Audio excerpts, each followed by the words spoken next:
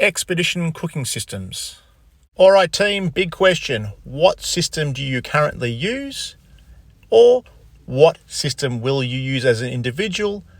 And what system will we use as a group? Do you want to paddle Bass Strait? 320 kilometres from Victoria to Tasmania. It generally takes 2 to 3 years of intense training to be able to reassure loved ones that it's a very achievable goal.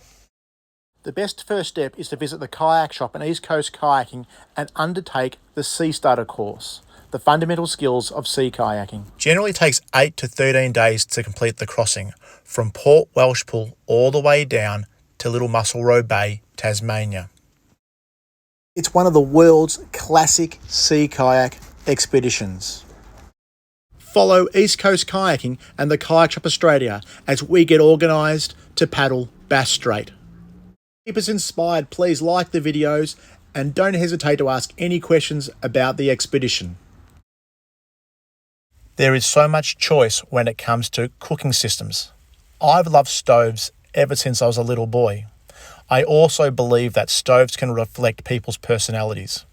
Now, keeping in mind, these thoughts are for an expedition across Bass Strait. The first stove is the Trangia, the trusty Trangia. This is actually my first stove, this little black one. When I was young, I did realise that metho just did not cut it. It was too slow and inefficient. You really do need to get a gas conversion kit. The large Trangia, the 25, works well for 1 to 2 people. The third is a push.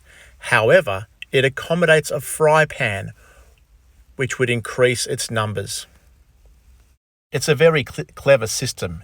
It all nestles neatly and is self-contained. Very cool.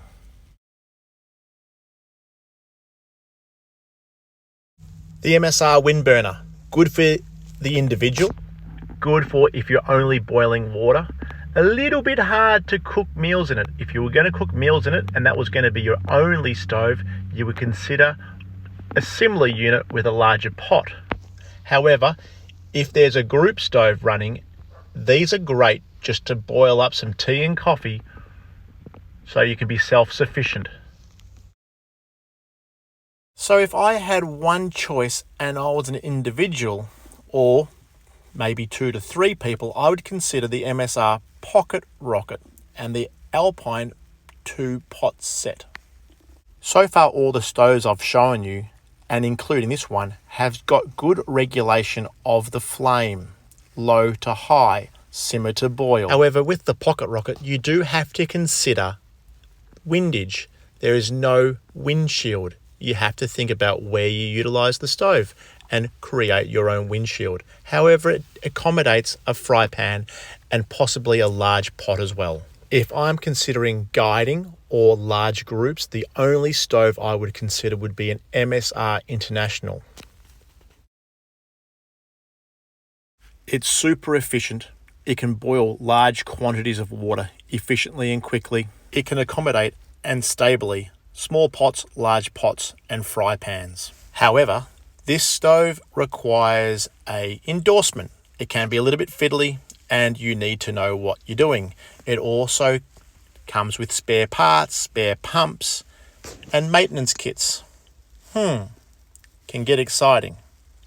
Rightio, so many questions. Let's have a Zoom meeting and catch up. However, the first thing we've got to consider is what is your individual stove going to be, whether we're cooking as a group or not.